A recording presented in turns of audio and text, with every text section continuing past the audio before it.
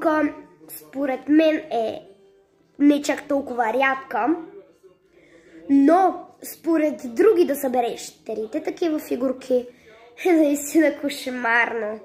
Но аз съм гледала видеа, в които един човек купува 2 кутии и трябва да намери трите чудовища, или за по-голямо подсещане ще ви покажа тези няколко чудовища.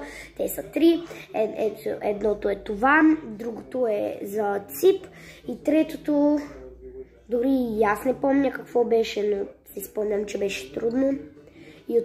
И от предпоследното яйце му спадна ето това, което му трябваше, и жена му купи още една кутия, която отваряше на стрим. Вие се опитайте да отгаднете в коментарите за кой човек говоря, защото това видео може да е било преди 4-5 години, но аз съм гледала наскоро. Да.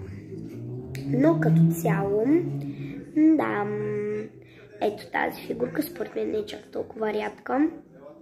Или поне в моята колекция не е чак толкова рядка, па може и да е доста рядичка. Но, между другото, още една повторка ми се беше паднала и ние ще я видите. Според мен тя е предпоследната най-рядка, която имам.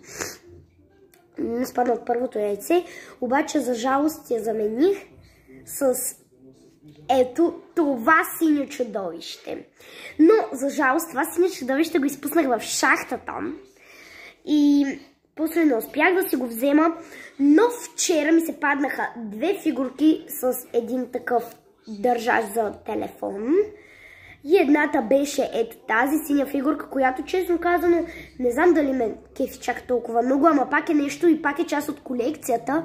Така че, щом не е повторка, няма проблем. Дори да е грозна, се опитам да събера цялата колекция на Stranger Things преди да са махнали яйцата. Защото те имаше ги в 2 минимарта, в 1K маркет, в Слънчеви лъчи и като цяло аз познавам, нали, там само тези магазини и там се разпродадоха в един минимарт, във втория минимарт не е чак толкова, в Кам маркета, да, в Слънчевите, да, и като цяло Stranger Things яйцата се продават много бързо.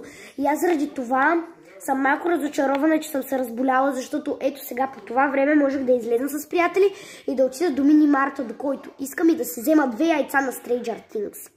Но ето тук съм и съм болна с температура 37,2 и ви показвам моите Stranger Things фигурки. Ето тази, която не мисля, че е чак толкова рядка.